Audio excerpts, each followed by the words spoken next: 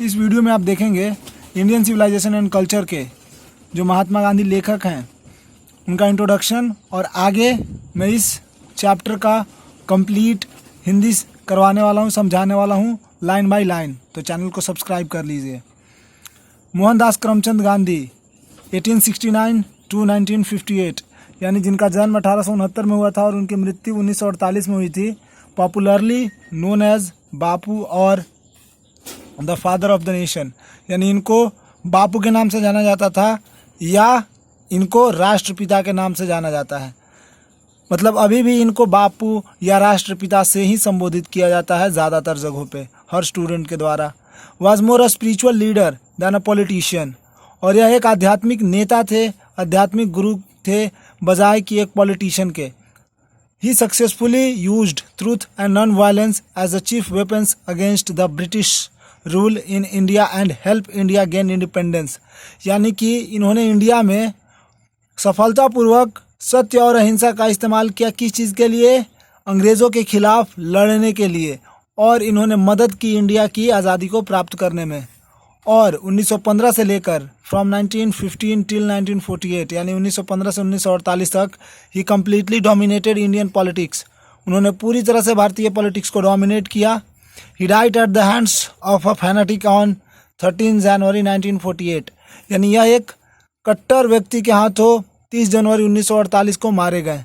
His autobiography my experiment with truth, इनका autobiography का नाम है माई एक्सपेरिमेंट विद ट्रूथ। और प्लीज़ इसको नोट डाउन कर लीजिए, ये ऑब्जेक्टिव के लिए काफ़ी ज़्यादा इंपॉर्टेंट है। ये ऑब्जेक्टिव में बिल्कुल बहुत ज़्यादा चांसेस होते हैं कि पूछा जाए। And the numerous articles that he wrote for young India, इन्होंने अपनी एक ऑटोबायोग्राफी लिखी है, मतलब इन्होंने अपने खुद बायोग्राफी खुद से लिखी, तो इसीलिए इसको ऑटोबायोग्राफी यहाँ पे बोला गया है। और इन्होंने यंग इंडिया के लिए बहुत सारे आर्टिकल्स लिखे हैं। न्यूमरस का मतलब होता है असंख्य, बहुत सारे। And the speeches that he delivered on different occasions, और अलग अलग अवसर पे इन्होंने अलग अलग स्पीचेस डिलीवर की। Reveal him not only as an original thinker but also a great master of chaste idiomatic English, यानी कि इन्होंने जो ऐसा किया है ना, इसके कारण यह एक लोगों के सामने ओरिजिनल थिंकर के तौर पे ही नहीं बल्कि एक पवित्र व्यक्ति के तौर पे, और इनका जो इंग्लिश था वो इंग्लिश इडियोमैटिक था, यानी मुहावरेदार इंग्लिश का प्रयोग करते थे वो। इस चैप्टर को आप पढ़ेंगे तो आपको यह एहसास भी हो जाएगा कि गांधी जी का जो इंग्लिश है वो इडियोमैटिक है, वो बहुत ज़्यादा मुहावरेदार चीज़ों का इस्तेमाल करते हैं, शब्दों का इस्तेमाल करते हैं चीज़ों को समझाने के लिए, एक्सप्लेन करने के लिए। ठीक है, तो अब आगे देखते हैं। आगे है in the following extract Indian civilisation and culture, यानी कि ये जो आगे का एक्सट्रैक्ट, यानी एक्सट्रैक्ट का मतलब होता है अंश या हिस्सा, इंडियन सिविलाइजेशन एंड कल्चर जिसका नाम है चैप्टर का। Gandhi ji talks about the sound foundation of Indian civilization which has successfully withstood the passes of time.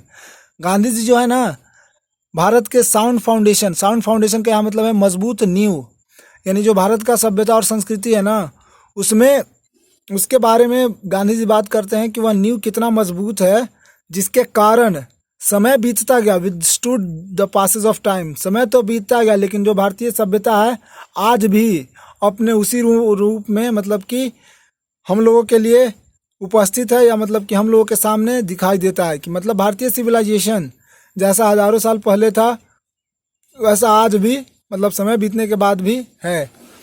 मगर हाल फिलहाल के दिनों में हम अपने सिविलाइजेशन से हट रहे हैं।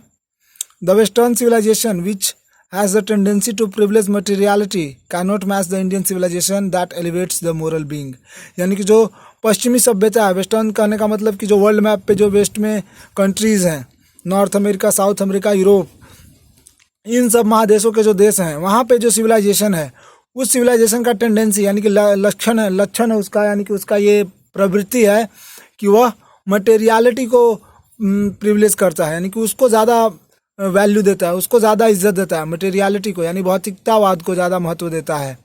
और वह इंडियन सिविलाइजेशन को मैच नहीं कर सकता है, जो कि मोरल बीइंग को एलिवेट करता है।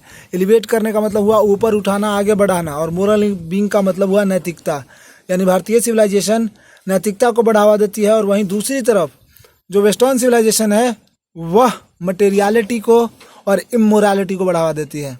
उम्मीद करता हूँ ये इंट्रोडक्शन आपको काफ़ी अच्छा लगा हो।